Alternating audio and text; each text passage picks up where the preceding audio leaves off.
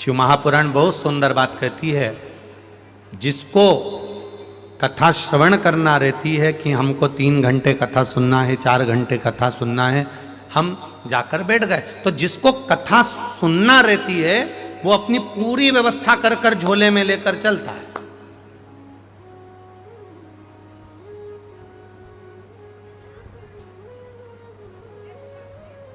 और कई कई ऐसे रहते हैं कि साहब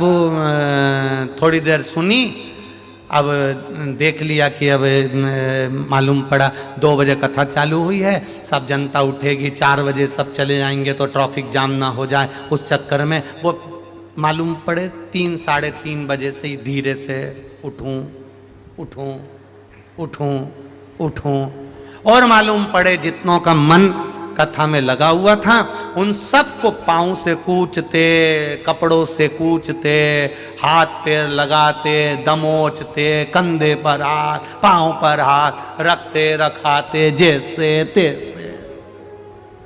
निकलकर बाहर। शिव महापुराण एक बहुत सुंदर बात कहती है, तुमको जल्दी जाना है तो सबसे आखिरी में बैठो, सबसे पीछे बैठो, आखिरी में जाकर बैठो, वहीं की वहीं उठे, वहीं की वहीं चल। अपने शरीर के द्वारा किसी को चोट ना पहुंचे, अपने शरीर के द्वारा किसी को लगे ना। शिव महापुराण की एक बात अपनी जिंदगी में जरूर उतारना कि हम जब महादेव को जल चढ़ाते हैं, जरा समझिएगा, बहुत सावधानी से समझिएगा। शिवलिंग है,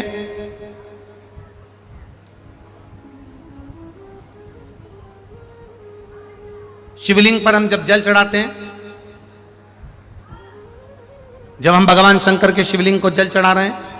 उस समय पर आपका स्मरण होना चाहिए, उस समय आपका ध्यान होना चाहिए। शिवलिंग पर जल चढ़ाते समय तुम्हारे हाथ में जो लोटा है, तुम्हारे हाथ में जो कलश है, तुम्हारे हाथ में जो पात्र है, वो भगवान को टच नहीं होना चाहिए, भगवान को लगना नहीं चाहिए, थोड़ा ऊपर से। अगर शिवलिंग मान लो, शिवलिंग अगर यहाँ है तो इससे इतनी ऊंचाई से थोड़ा सा ऊपर से आप जल समर्पित करें। यहां तक शिव महापुराण की कथा कहती है, जो जल हम शंकर भगवान को चढ़ा रहे हैं उसकी धार धीमी होना चाहिए। धीमी क्यों होना चाहिए? अपने मन की कामना करते हुए, जब हम मुख से भी कुछ ना बोले हों, हम भगवान से कुछ कह ही नहीं पाए हों, तो हमारे घर से जो हम जल लेकर आए हैं, हमारे घर की दशा,